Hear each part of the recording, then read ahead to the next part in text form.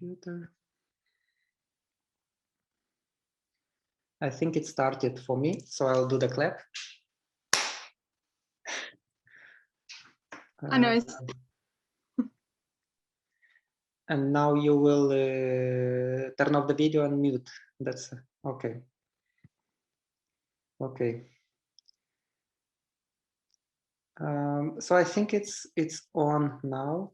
Just Iris, could you confirm if you go back to Yes, I'm interview? exactly. Now I just see you. So have a nice interview. I will be here. Thank you very much. Thank you to you. Okay, sorry for this technical part, but it's really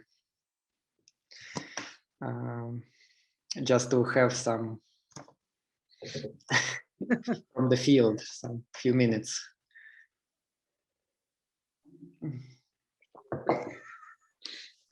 Tell me if you would like to start right away, or if you need some time. We have time. It's not. We are not in a hurry. I thought we would spend all together 1 hour, but if we need to talk before a little bit, just to tell me. No, I looked at the questions and they look very straightforward. It's not like anything complicated. Yeah, but if you are right from the field, I'm just thinking maybe you have a break. No, I arrived late last night. No. No. So then we can go slowly to the questions. I mean, thank you for joining the invitation, and I'm really glad that you found time and you are willing to share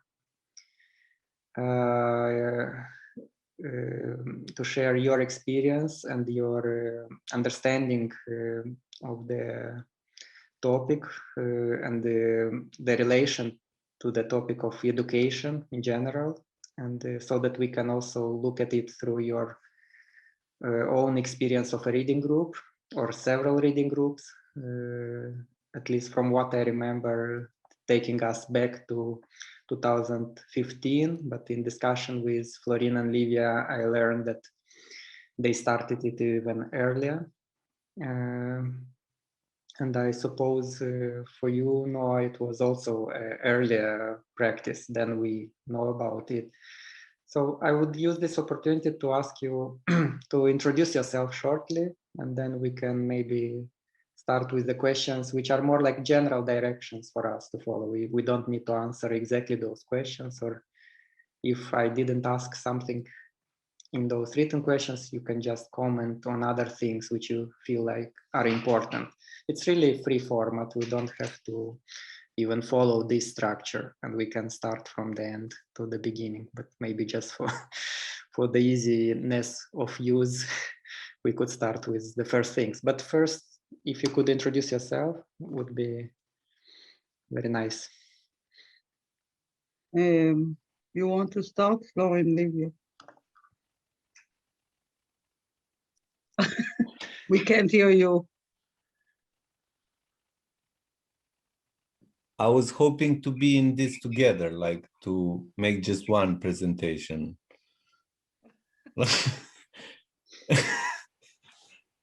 I mean, not to be, because we don't know. I mean, I had quite a bit of a problem with like with the idea of interview. No, now you have to present yourself. Yeah, I know, but that's why I'm saying that it's better that you present yourself, and then we'll just join later. Okay. So I'm not Trester. I'm originally from Israel. I'm living now in Serbia after quite a long voyage. I've been living here for the last 15 years, and and in Belgrade for like 12 years. I'm an artist, a curator, a thinker, so activist, something in between.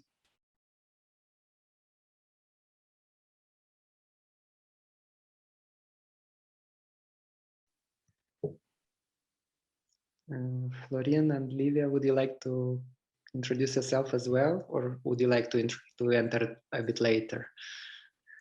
No, I'm Livia Pancu. I'm co-director of Transit Romania and coordinating Transit Iași. I'm curator and doing all the works of cultural manager. Yeah. And my name is Florin Bobu. We work together. Me and Livia work together, both in like for transit activities in Iași, where I collaborate as a volunteer, and for another NGO called 1+1, with which I also apply and get funding myself. So we many times would apply with either 1+1 or transit and do projects together. Thank you. Let's go to the question then. How should I ask? How did the idea of a reading group emerge in the context of Belgrade and Iași? Would it be okay for you?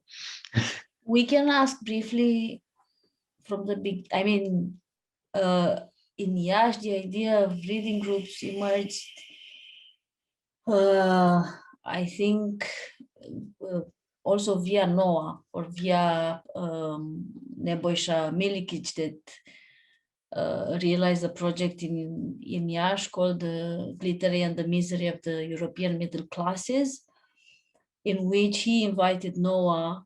So we met Noah, and Noah proposed an extended reading group in Iași. So this is how we started to do it extensively. And Noah is, yeah. Well, for me, I mean, I started doing reading groups quite spontaneously, or the first reading groups were organized quite spontaneously by a group of people here, some foreigners, some activists, some artists, some from different other professions, that found that they were quite, although all of them were reading on their own, they were quite alone in their thinking, because there was I mean, most of these people are after the schooling, so there was no a framework in which they could share their knowledge or share their thinking. So the first reading group happened quite slowly. Sorry. The first reading group happened quite spontaneously, but it went on for about 2 years. And then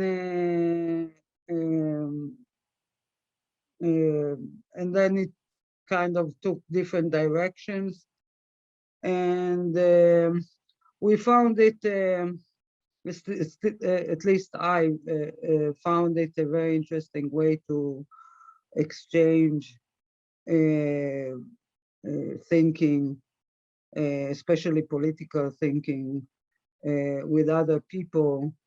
That is not, because a lot of times when you just sit around, you know, in the around the table exchanging ideas, it gets down to some kind of gossip or some kind of even fights or something like that, that has no obvious direction. So concentrating on a text could lead a discussion in a more constructive way for everybody.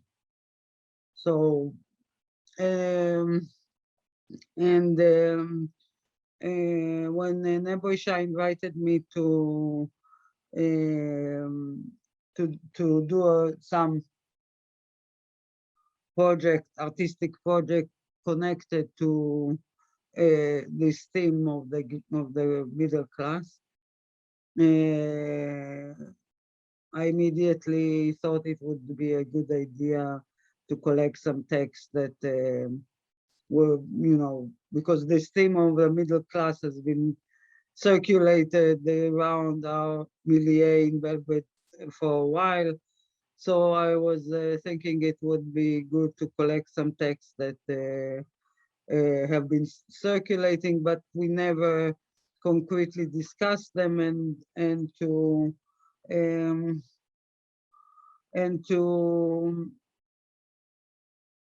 get together with other people and read them. Could you expand a little bit the context, why the topic of middle class emerged, and if they are related with Iași, and how they are related with Iași? I mean, I can tell you about the Belgrade context, but Livia and Florin should more say why it was relevant to Iași, because I wasn't part of this thinking. It was relevant in the a lot of in the rethinking of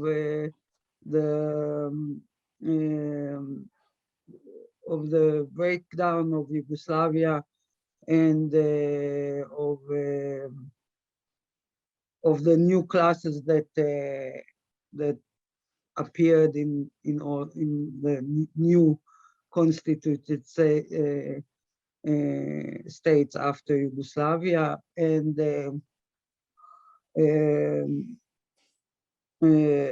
the class division in general, how it was, how it played out in the breakdown of Yugoslavia, and then in the wars and after the wars, because we had a big project called Naming It War, and it was a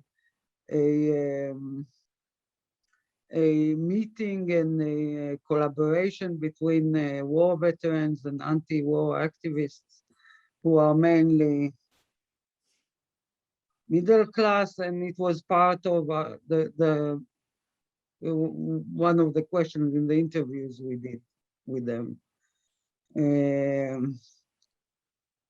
Concretely, was the anti-war movement a class movement?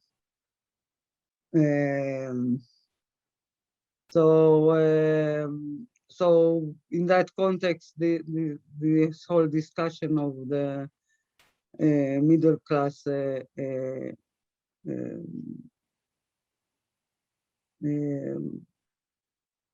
was raised, and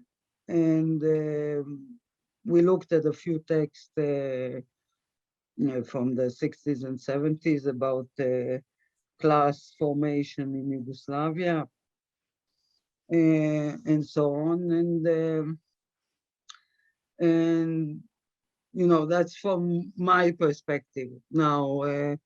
And of course, how it plays out today and what is the meaning of the middle class in the capitalist relations today. So this is basically the context that it was circulating in our milieu in Belgrade. Now, how is Iași connected to it, or how the idea came up in Iași? This Florin and Livia can say more about. Please. No, but previously, I mean, a year before we invited Nebojša to co-curate this project where you've been invited, we just, by using our regular methodology, let's say, we were inviting an artist to develop a longer term project in Iași and to try to more consistently connect to the group in Iași and to the context of Iași. And we invited Nebojša, and he proposed a project called the Initiative of the Petit Bourgeois Party in Iași. True? Da. And the precise material outcome of this initiative would be a depositorium, or whatever he called the depositorium of the initiative, which was a collection of documents, both like made by other like third parties, but also that he was producing in collaboration with us. For instance, he wrote several activist letters to certain political persons in Iași. But he was starting to, like we were collecting together what he was calling, and we also understood these symptoms of the middle class that we were also part of. And so we could had see them. more or less the conscious of it. Where do you go with this? I don't know. I mean, sorry, I interrupted.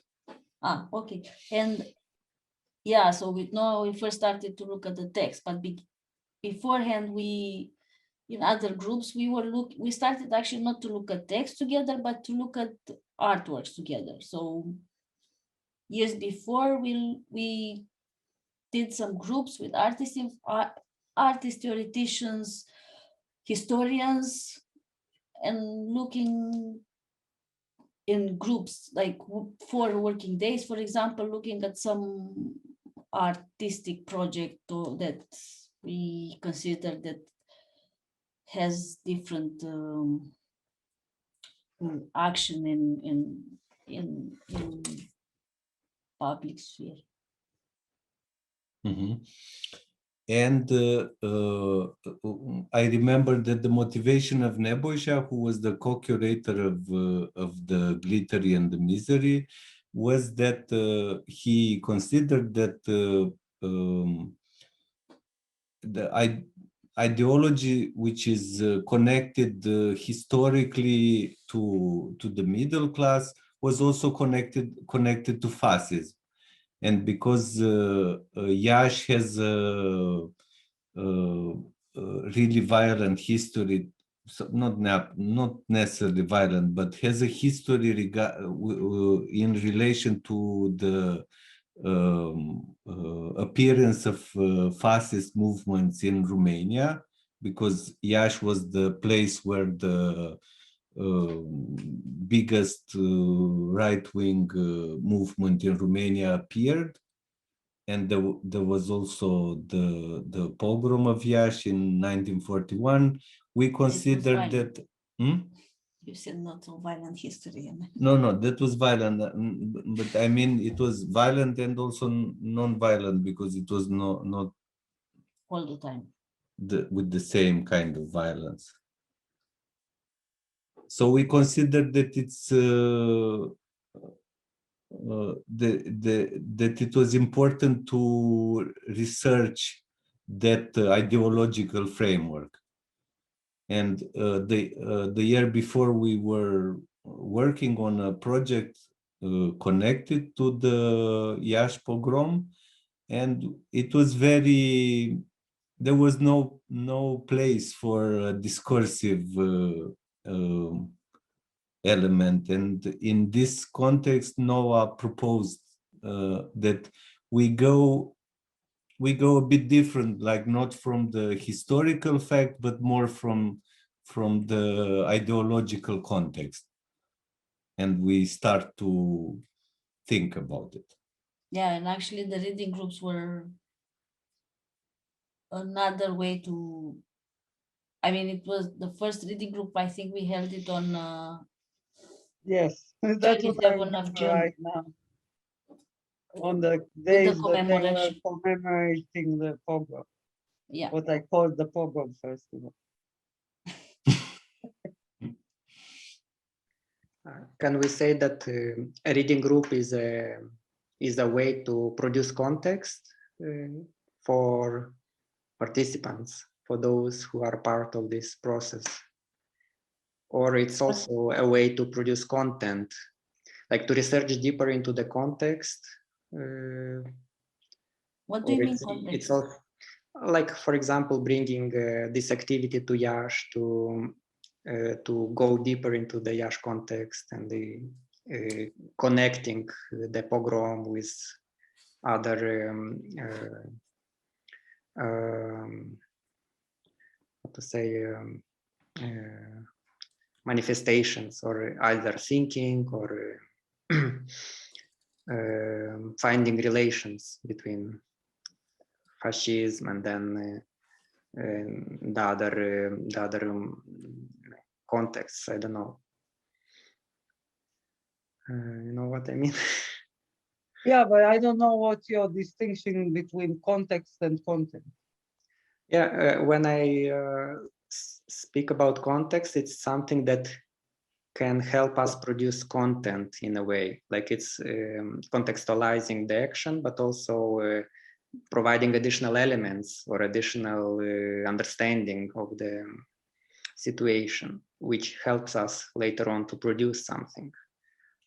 So I wonder if a reading group has this kind of, I mean, it might be both, of course. Just I wonder, how did you experiment with this format back then in Iași, or today when you pick the Marxist texts and for your reading?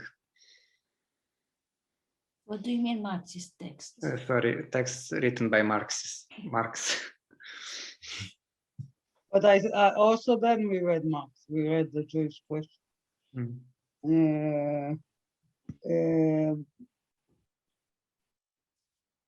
I think it's both. I think for me, it also depends what you call producing content. Because for me, any comment that anybody comments on the text or asks a question, or this is a production of content, because this is getting us a step further in our thinking and reading. So, I mean, one of the things that where I see that that these groups are really a true place of education and of learning and of creativity is the fact that they don't have a product. They don't end up with a concrete product that we can. I don't think they even end up with a product so articulated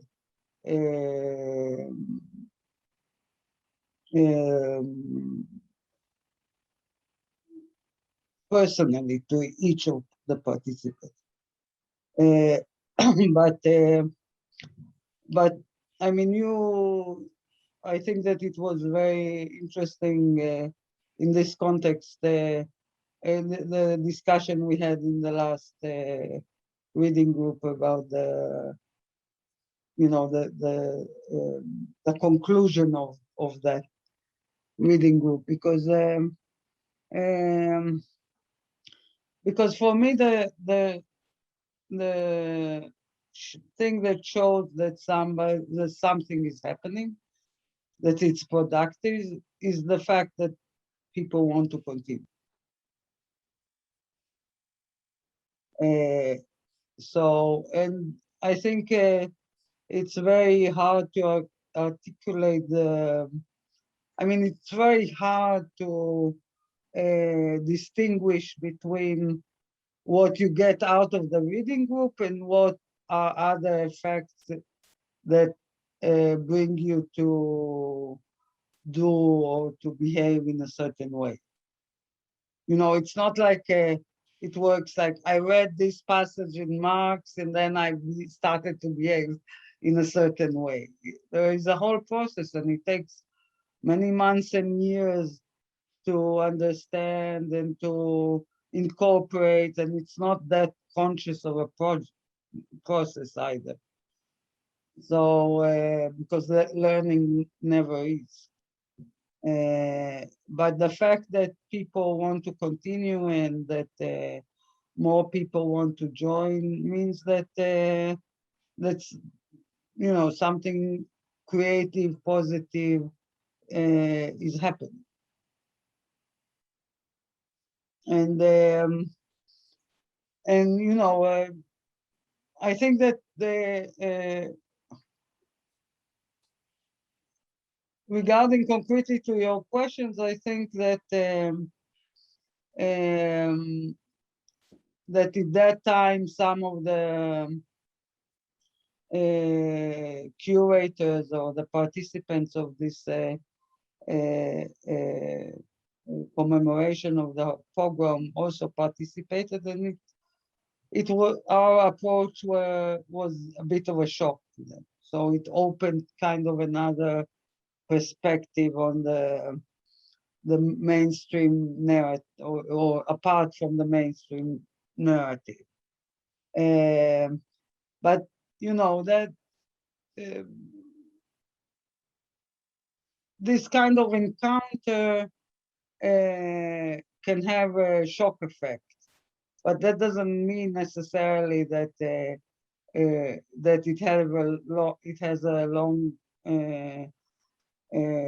long-term effects, because the pressure of going back to the mainstream is much more intense than one reading group can, or one text or one discussion can totally change. I'm not saying sometimes it does happen, but this is rare and far between.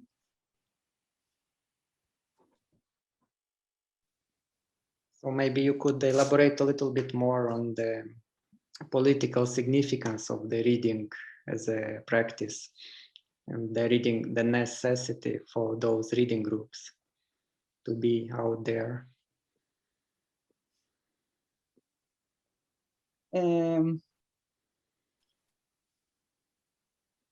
I think that consciousness always needs this kind of back and forth between between theory and practice because of the tendency to get into a routine. And, you know, when you get into your routine, when you're thinking, then the practice brings a certain encounter and vice versa.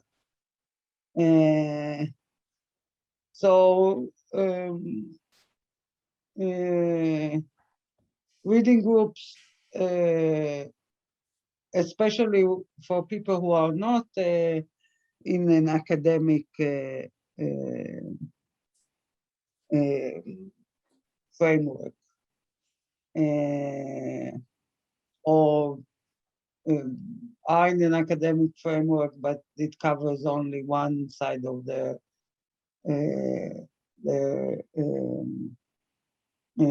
things they are interested in.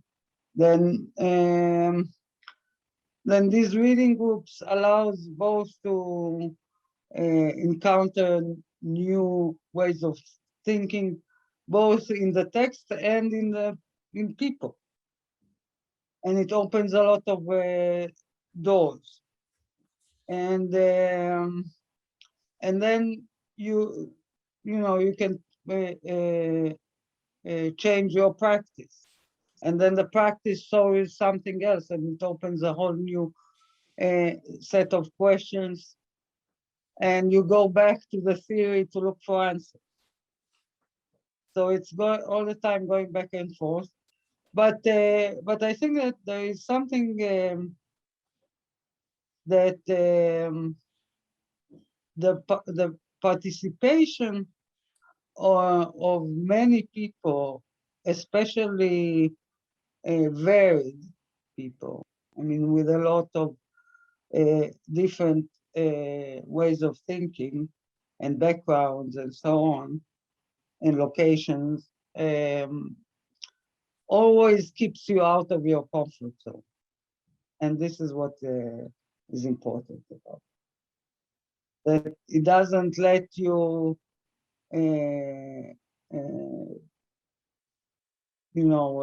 slip into this comfortable meetings with the same, where people think the same way, or and also it gives you more courage to experiment in practice and in theory. Also, I wanted to add that working in this field of contemporary art for me made things in such a way that I was very, very sure on what I am saying or doing, and then you suddenly realize that there's a lot of confusion. And by looking together with other people on texts, is just force you to order your thinking in order to really understand the other and make yourself understand, or build up some understanding that is truly shared, not mined, as I think it is often in the contemporary art world. Also, you know, what is going on around the workshops, you know, every time we do these reading groups, you know, every time we meet, we also talk about many things that are not directly, you know, before we start the reading, after a break and so on. But this is all part of it, because this is the way we discuss the things that we learned.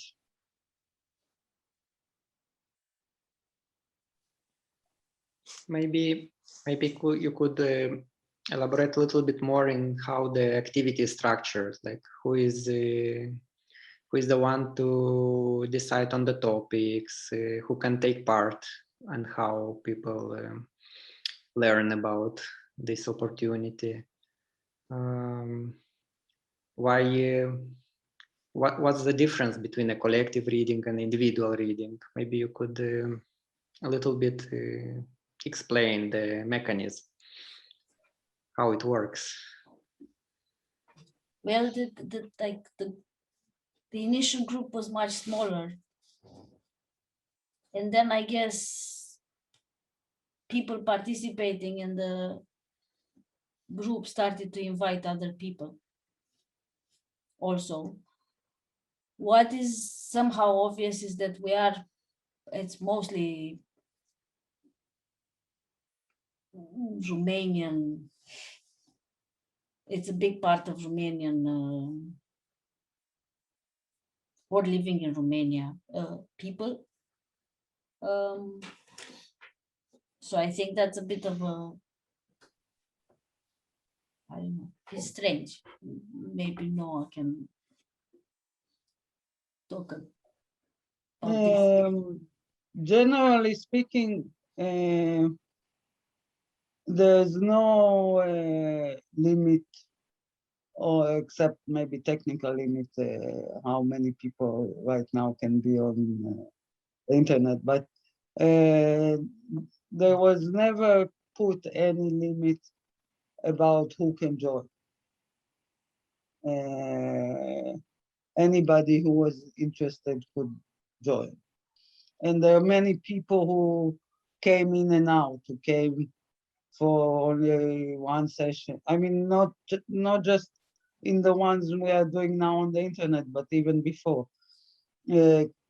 People who came to see what we are doing stayed for 1-2 sessions, 1-2 days, maybe joined for a while for it.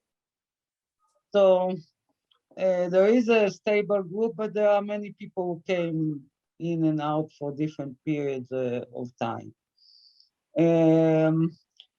Because this is a very let's say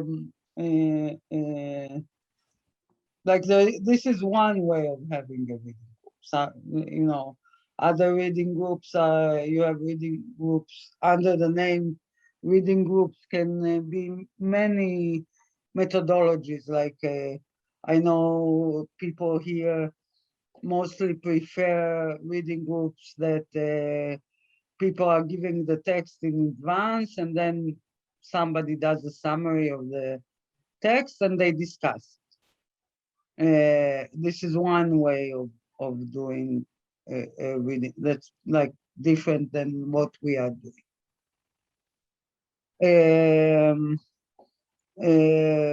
There's also other ways of doing it. For instance, taking a topic and more concisely reading text, you know, a bigger number of texts from different authors about a certain subject. So this is, I mean, we chose one methodology because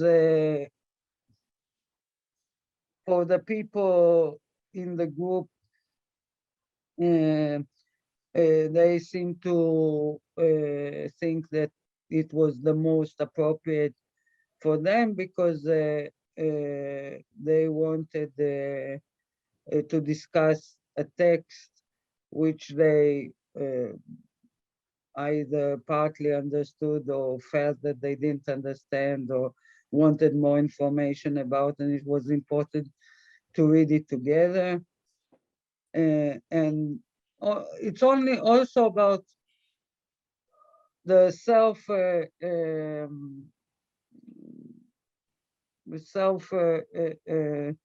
how do you call it,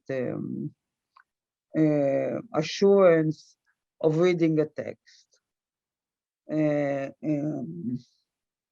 Many times when you read the text alone, you feel that you don't understand it, and like there is something out there that's called understanding a text, and one interpretation is true and the other is not. But this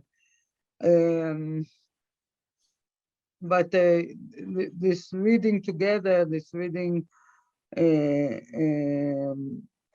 with other people, first allows you to see that there are many interpretations of the text, and then you can consider relevant to the text or relevant to other things, how appropriate it is to read this text like this.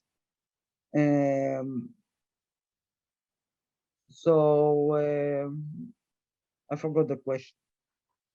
Yeah, it was more about how the mechanism itself functions and Yeah. who gives the topics, if there is a person, or if how does it work.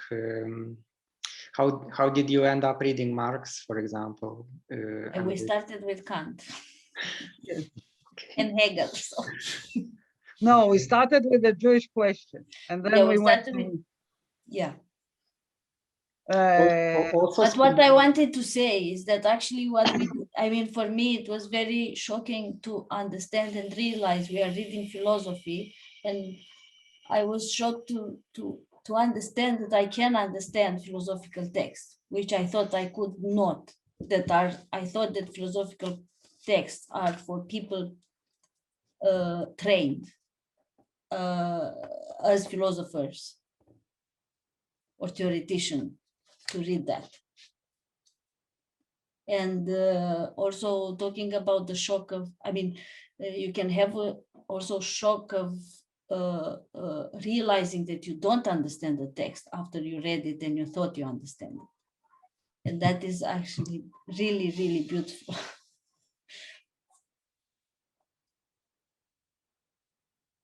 well, in the beginning, most of the texts were proposed by me because mostly because of also the first time it was kind of my work of art that was supposed to and so on. But now the manuscript is something that Livia and Florin proposed to read.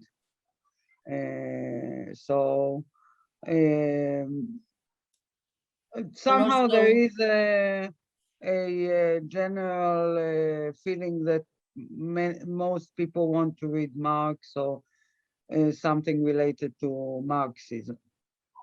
You know, when thinking about proposing some text, I'm trying to think about what are the topics that came up in the previous reading or in different conversation, and how can we forward our thinking about this? Livia, you want to say something? Yeah, no, I wanted to say that we also proposed to read Walter Benjamin, the work of art in the age of reproduction, mechanical reproduction, and I forgot we read that. and Levinas we read. Yeah. It's quite, how to say, marginal position in Romania to read Marx and Marxist literature. Do you think so, or it's more and more sort of? No, I think there are many people that are reading, but not in extended reading groups like, and with this method maybe. But as far as I know, in Transit Cluj, they are organizing all kinds of readings. And not only in Transit Cluj, there were other places. Yeah. In I mean, this it's not... Acasă collective also organized long. But I think what we like, I don't know if it's necessarily important what we read, or that is Marx or any other, or that is Marxist or not. It's how we read and how we engage. And that we use somehow these texts and ideas to check up the understanding of some concepts related to society and to us as communities. And I think that is the main idea. I mean, we won't become leftists, Marxists, whatever, if we read that. I still think it's kind of important because of the general historical context, and also the way it was propagated before, to read or not to read, or to follow or not to follow. And I think right now it's at least in our part, Republic of Moldova, it's quite I would say it's a completely marginal activity to read Marx. And yeah, but you read other things, like in this kind of format. Well, I think generally I agree with Vladimir, even though that I'm not saying that we're the only ones. If you take this whole thing together and compare it to even to the activities of the civil sector, or even to the academy, or to the, so this readings of Marx is very marginal.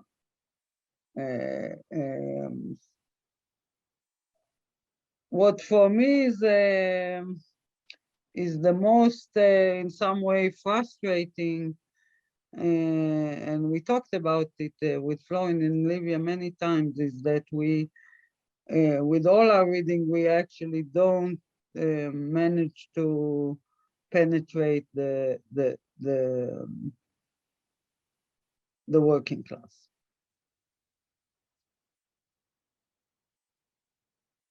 I mean, here and there come individuals that join for some time, and then probably it affects them in some ways and so on.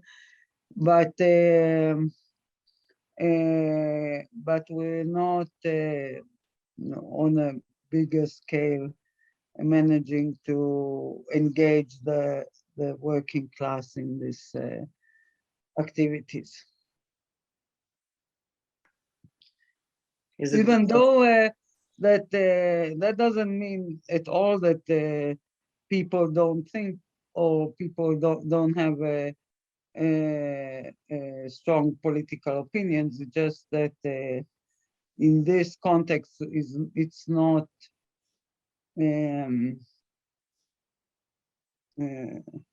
But maybe it will, because today, for instance, I went to this veteran organization that we were working with in that project I mentioned, and I'm working with already for 10 years. And there came a guy who I haven't seen for a long time, and he said, "So where is the next seminar?" So there is a, and this organization is a working class organization. It's also located in a working class neighborhood. So there is a need for it, but it's hard from, sometimes maybe it takes time. Maybe that person, if you asked him when we had the seminars, he wouldn't be so positive about it, because some of the opinions he had are not, he didn't like. But then when it was not, then something was left vacant. So now it became part of his need. And maybe only when he saw me, he understood what is missing. So because he knows I was organizing it and so on. So it's not so straightforward. It's not so, everything is not so articulated and so on. Yeah, may I ask here, do you think it's because reading itself is like a time-consuming activity, and in general consuming a lot of resources beside of time. And it's kind of only universities today can allow or like schools allow themselves to still read and to practice this kind of activity in a more organized way. Also, I think that it's imprinted now in the system that it's like intellectual work, and has to be done by intellectuals, and I mean, it's this clear separation. I mean, mostly this is why we don't read. We hardly can get people that are in so-called working class. They just, the minute you start to talk in some way that it's you don't take their understanding and consideration, they go away. And like I'm like using some sort of a bit of elitist language, let's say. They just quit. I don't think they quit because they don't understand. I think maybe they quit because some of us don't have the ability to communicate. Or, yeah, to care of the relation at that point of the reading, that are the relations that are formed at the minute, the time of reading. Oh, it's not clear. No, I think Livia is right. First of all, this is part of class division, is what is your function in the society. And if you're not delegated that function to be an intellectual, then people think that it's not for them. Even though they do sometimes privately read, and they certainly think about things, and get annoyed and really worked out about certain things that we discuss. But when it's really about finding the right framework and the right maybe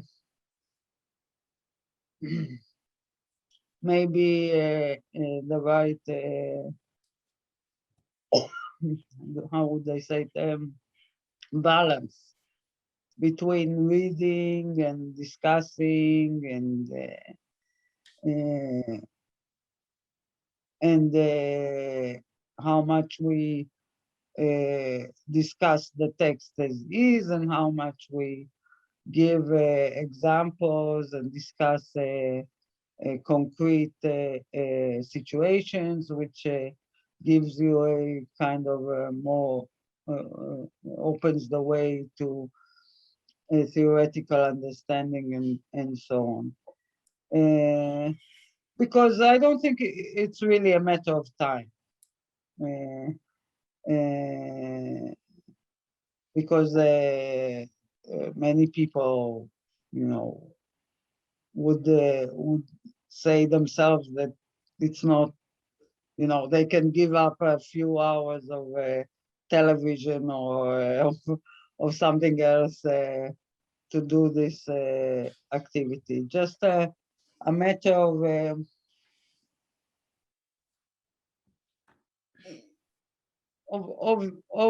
social relations, really. It's opening the way for them, and it takes a long time. It took 10 years for this person to come and ask for a seminar. So it's not something that can happen. And also, the structures are like we are privileged that this veteran organization in this particular location and in the way they are organized, that the person who's running it is a trade union organizer, and so on, and so on, that they still exist. How many civil society organization open and close in a span of 10 years, you know, especially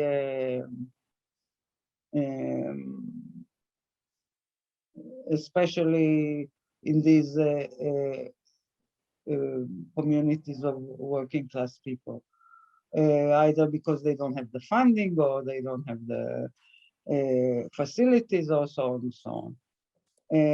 And unfortunately, trade unions, even if they they have educational activities, it's mostly very concentrated on just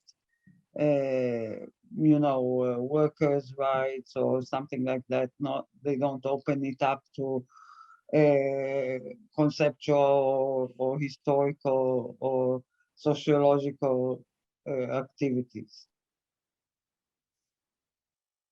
Yeah, by time, what I mean is that usually, I mean, university provides this kind of time for learning, for going into some subjects deeper. And once we finish university, there is no more this opportunity to really have enough time to do this kind of activity. So I wonder if a reading group could be an alternative to this, I don't know, lifelong learning or whatever you call it. For me, it's academia that I never had. So, I mean, I never did that at university, at art university. Maybe I did a bit in my MA in London, where we also read also Marx. And yeah, but this is real. I don't think it's sorry, Livia, Yeah. please.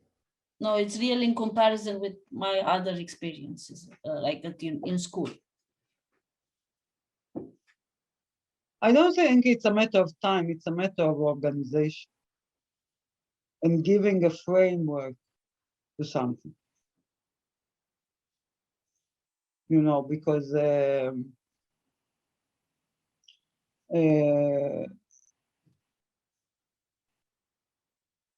you create time. You know, if there's something you want to do, you'll do it, even if your day is full of it. And if you don't want to do something, you'll never have time. We all know that. So, but if there is a framework, and if there is, and I think it's very much what Roxana said in the debate yesterday, and then other people echoed her. It's not only your commitment to the reading, it's your commitment to the people you read, the commitment to the community that you create. So it's not, you know, people don't think, oh, I'm going to, I don't know, to be really damaged if I don't read this passage of Marx. But they do think, you know, they do think, oh, I want to go to the group because Livia is there, and Florin, and Vladimir, and Noah, and Bogdan, and Roxana, and Dana, and Mada, and all the rest, you know. Because I'll see them, and because I enjoy the discourse we have together, and I enjoy fighting with it. So I think that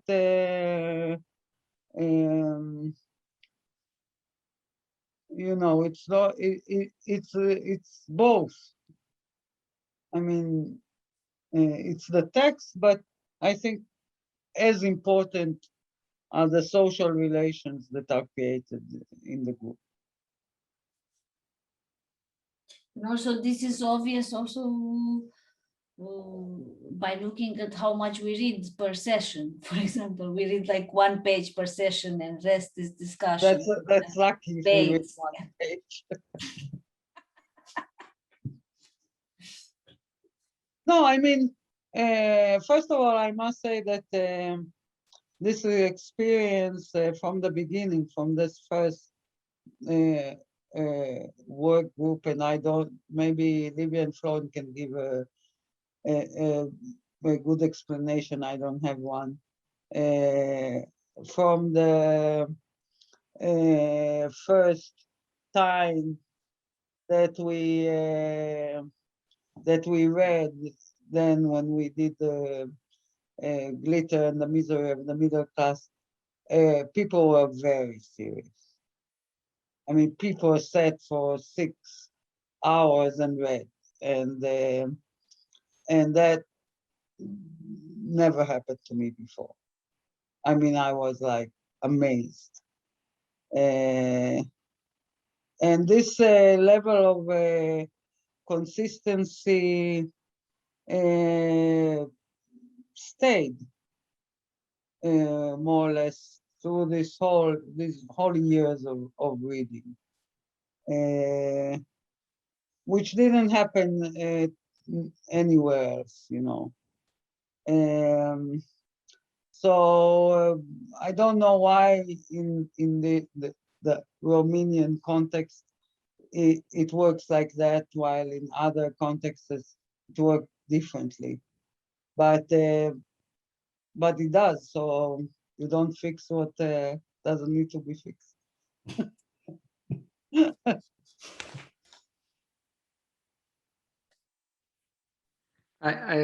We already have 1 hour, but I would like to ask you just a few more questions, maybe short ones, like maybe something like how the practice of reading is related to your own work, like either it's a curatorial practice or if you run a cooperative, for example.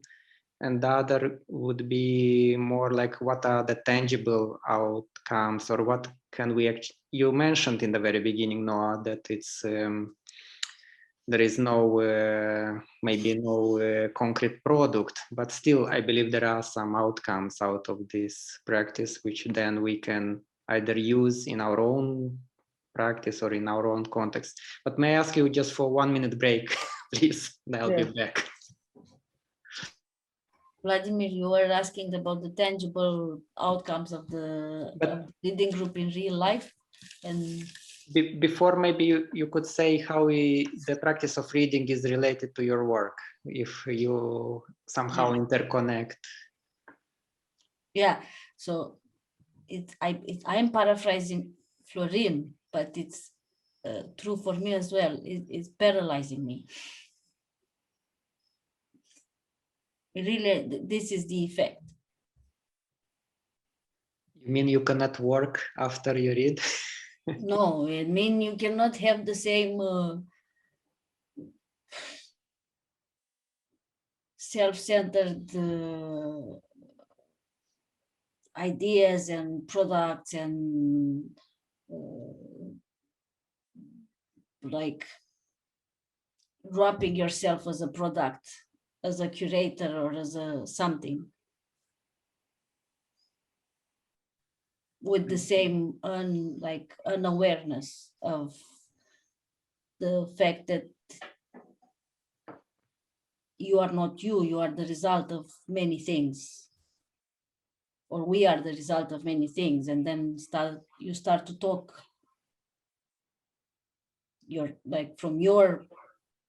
it's like you have this unique perspective of the self, which is, and then you suddenly quit the all other perspectives that build relations. And yeah, so it's paralyzing in a way. But does it also change your way you work as a curator?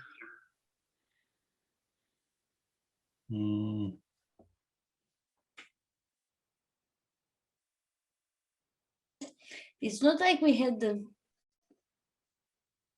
a way of working, and then it changed, and then I was very much not definite. So it always happened to develop, or I don't know. Florin. It's a very difficult question. No, but we work. I mean, we continue working. Of course, these reading groups have an effect. I mean, I'm sure it, but I wouldn't be able to pinpoint exactly what is the. But of course, you orient differently.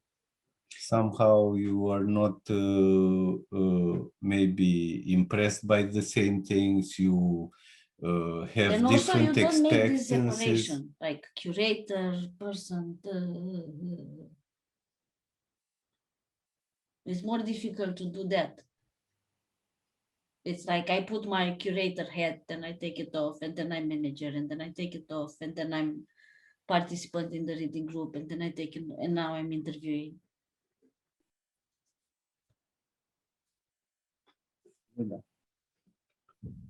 Yeah, obviously it's I was wondering if there is also like a relation between the choice of texts you do and the exhibitions you produce and the artists you prefer to work with, or you would like to work with in the future.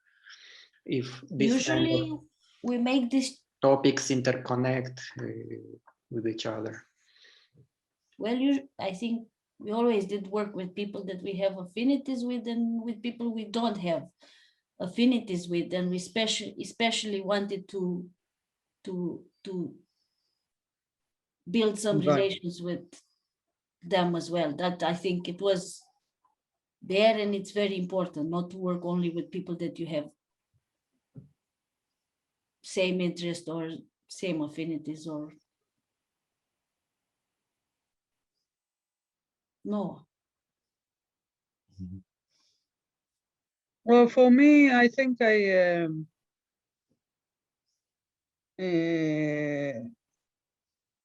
said before that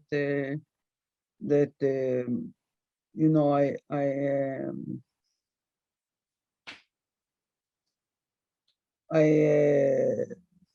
within my practice, whether it's the cooperative or with the project with the veterans, or like the work we did in Romania, certain in this practice of even the reading groups themselves, certain questions arise for me. All the questions you ask now in the interview, and then, you know, there are some questions that you cannot answer in the situation. And some questions, the answers that you find in the situation are sometimes too superficial, because we tend, for instance, to psychologize many things, you know, like say this person is like this and this person like this, and this happens because the interaction is like this and whatever. And then when something, some phenomena gets more articulated and it's not really explaining the situation, then I go and try to find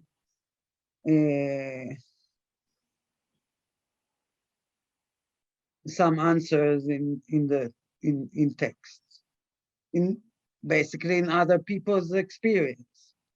What our texts accept the articulation of others people experience or thinking. And also I think that it's good for me because it always, I mean, gives you a historical context. Like so all the time there is this thinking that everything begins with us. You know, we are the first to experience this. We are the first to experience this, or say, you know, here you hear a lot of times, and I'm sure in Romania as well.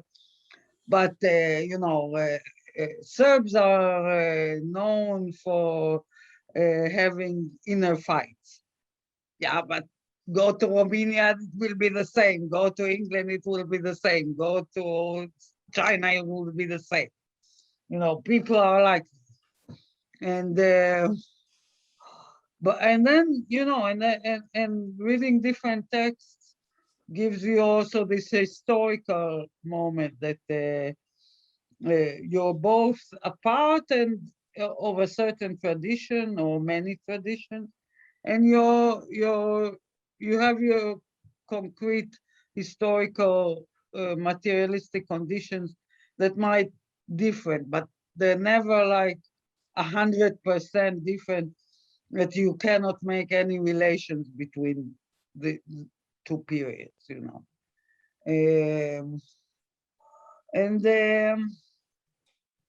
And I think this aspect of the reading groups is also important, because we read texts that sometimes were written 300, 400 years ago, 200 years ago, sometimes 1,000 years ago. You know, it depends, and they still seem to us relevant today. So it's not like we have to invent the wheel from the beginning. So for me, it's just trying this kind of constant search for answers, or not answers in the sense that this will be the final result, but the answer in the sense that trying to understand the concrete situation better. Whether it's never mind in any context, whether it's in the cooperative, the work I do with the cooperative or with the veterans, or the joint work we're doing about peace, you know, in a European context. So all these, you know, just all these things I mentioned now are just, you can put a question mark after each of this, and then, you know, and then you get some information on the one hand, and you get some experience of other people, you know, from history or currently, and you kind of from this formulate to yourself or come to some kind of hypothesis, let's say, even if it's not totally articulated, and then you go back to your everyday work, and it gets challenged, you know, and then maybe some of it is right, maybe some is not, and then it opens up a whole new level of questions, and you go back to the theory, and that's basically how it goes for me. And I would add to what you said about like this feeling that you have to reinvent the wheel every time that we are fighting against it. Also the fact that also the solution is like we need to solve these huge problems within our lifespan, which I don't think it's possible.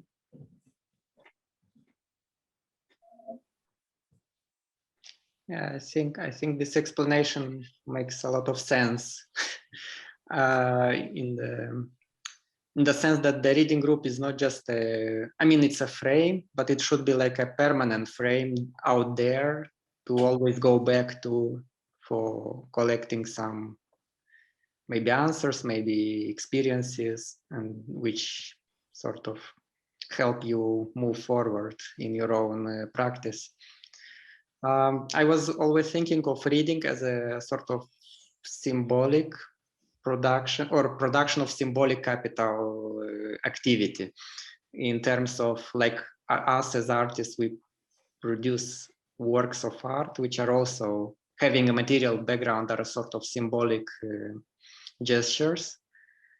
And I wonder if whether a work of art as a symbolic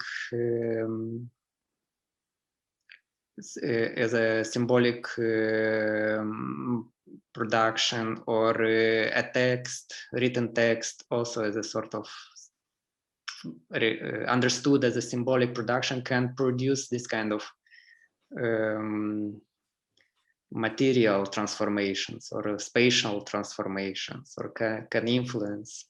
And sometimes you see this relation and sometimes you don't, but how do you feel about that, like this kind of how the materia is being influenced? Did you have this thought before, or what? How do you understand it for yourselves?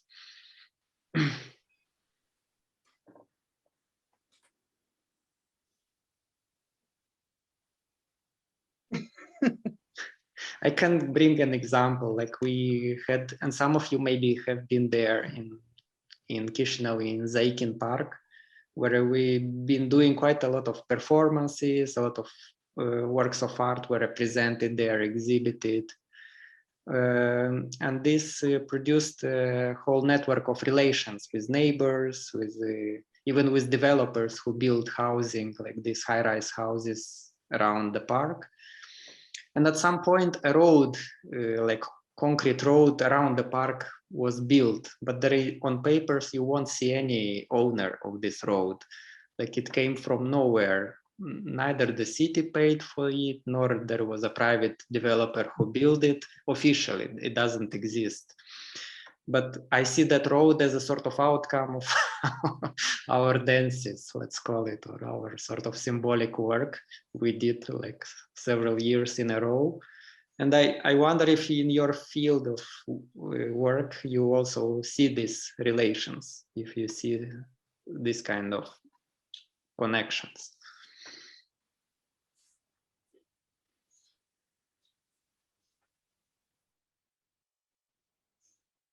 Or maybe as an outcome of the group reading, if you feel like anything changing on this material level. Maybe the bathroom in your space. Maybe the other space too.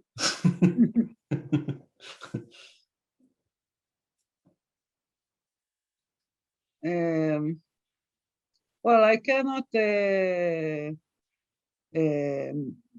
give a concrete example like the one you gave, but I think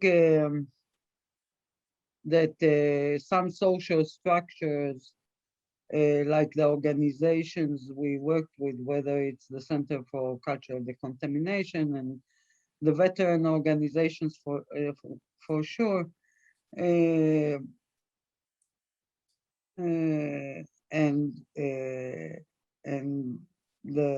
also the organizations that I'm directly involved with are very much a product of these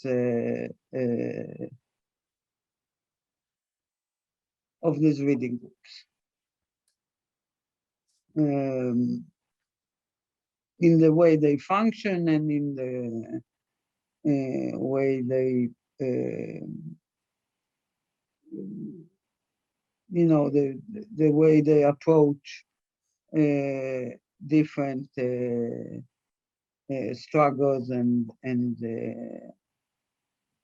sometimes for what would we call better, and sometimes for the worse, in the sense that you know, some like the veteran organization became much more open and realize that its own existence is dependent on this openness. Without being apologetic for their own positions that might not be. It became open that it became clear that there can be cooperation, that it's not a zero-sum game, that there can be cooperation and you don't have to lose your identity in this cooperation. And on the other hand, some of the civil sector, what we call organization, especially those that connected to art, the middle class organization, they closed themselves up and became more professional and more closed because they realized that they were entertaining only a particular group of people, and that's the way they wanted to keep it. So it doesn't always have the results that you intended it to have, but this also shows something.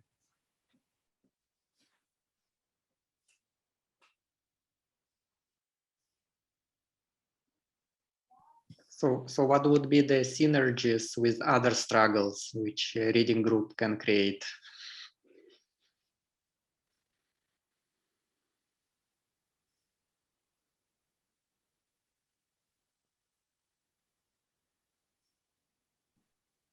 From my experience, the synergies happen when there is a concrete materialistic interest for it to happen.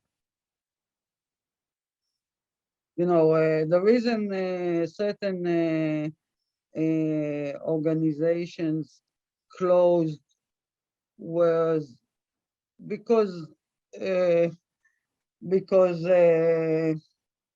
it was very much conveyed to them that this cooperation with the workers or with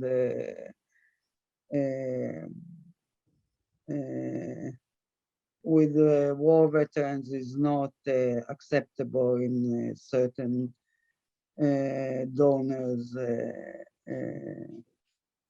milieu. So there was a clear economical. They don't mind they don't mind that these people will come and as individuals to be public in their exhibitions or theater productions or so on. Of course, nobody will ask who you are if you buy a ticket to go to the theater, but as partners in the projects and so on. And the workers and veteran organizations, you know, their main wish is to be recognized by this intellectual, politically powerful middle class. So it has, although they don't expect any, by now they did, but by now they don't expect any real material help, but at least this recognition gives them a different status. And this is very important also what we discussed and what Livia said before, because it's a progressive spiral. You know, once they get this recognition, then the contribution they can make to the body of society includes also reading groups or other cultural activities. And the more you affirm their participation, the more they will find time to do this participation.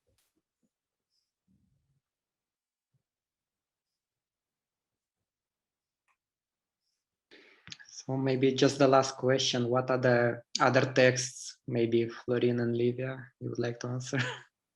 Which would you like to read in this year or next year?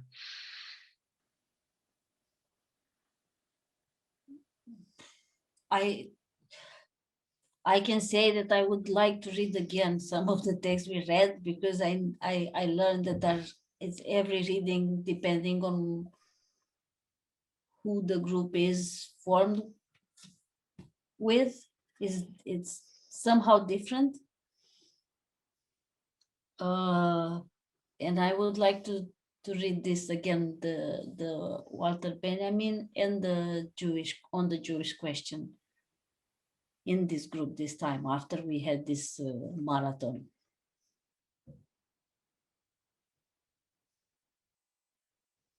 And actually, for the near future, we recently, I mean, we are just starting a new, like working on a new body of texts, and I think, Noah, you can say about this group of texts, and because this time you proposed the like the list of reading, but the list is more or less open. I mean, people can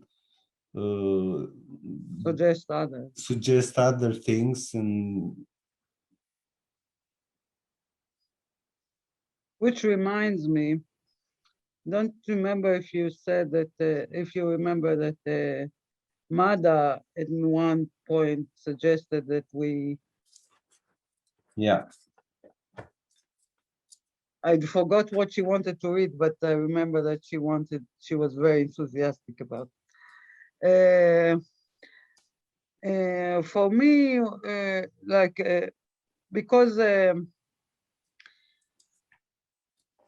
you know, because some you know, we are having this interview, and Bogdan also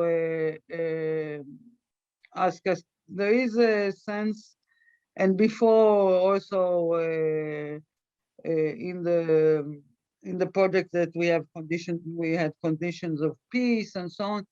There is a lot of it looks like a need to articulate what is a community, what is this social relation, what are we doing?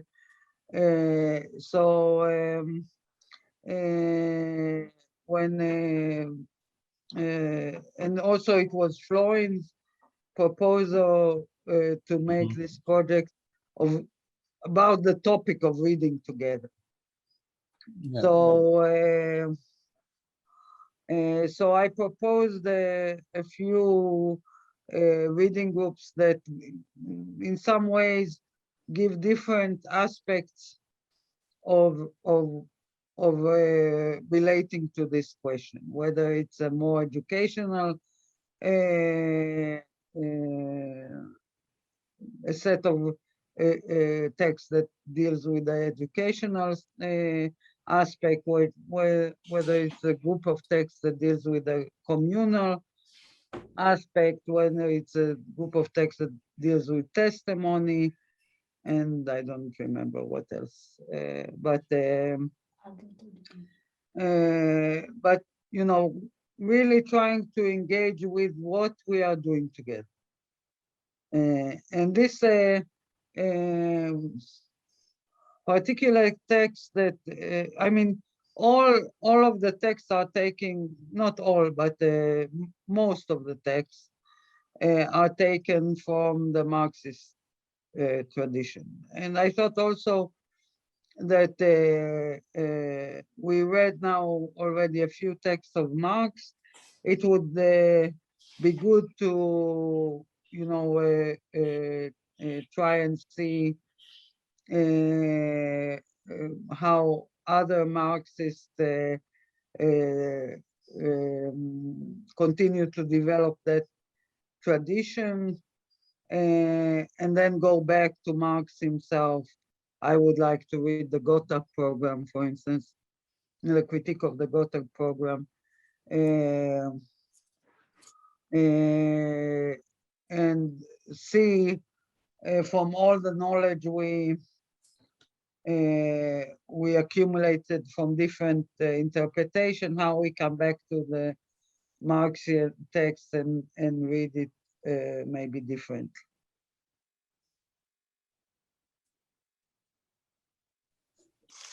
Well, that's more than I wanted to ask, actually. But if you still have something to add or would like to add, and that we maybe overseen or didn't go in detail. I just want to add one thing that is also affects our work, and I think it has its advantages and disadvantages, and that is that we work in English. Oh, yeah. And this is also sometimes a barrier, on the one hand, for different people to join. But on one hand, on the other hand, it's what allows this group to be international. So, I mean, there's advantages and disadvantages in any situation. But this is and it was I was very happy when Florin said that he was also having this reading group in Romania, parallel to what we were doing, because this is